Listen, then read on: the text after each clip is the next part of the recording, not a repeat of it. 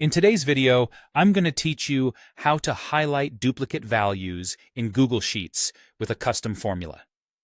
If you work with lists, like IDs, emails, or inventory codes, spotting duplicates quickly can save a lot of time and prevent mistakes. I'll walk you through a clean, reliable way to highlight duplicates using conditional formatting and a simple formula, so they stand out instantly. Start by opening your Google Sheets document on your desktop.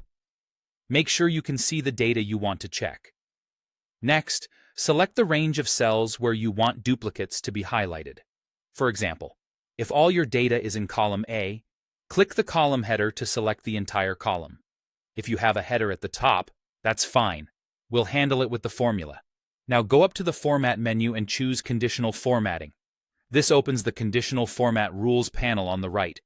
Under Format Cells If, open the drop-down and select Custom Formula Is. This option lets us control the logic that decides which cells get formatted. In the field that appears, type the formula. Ishki countif A1. 1. This tells Google Sheets to count how many times the value from each row appears in column A, and if it shows up more than once, it's a duplicate. The A1 part is a relative reference, so as the rule checks each row, it automatically evaluates the correct cell. If your data is in a different column, adjust both parts accordingly. For example, use BB and B1 for column B.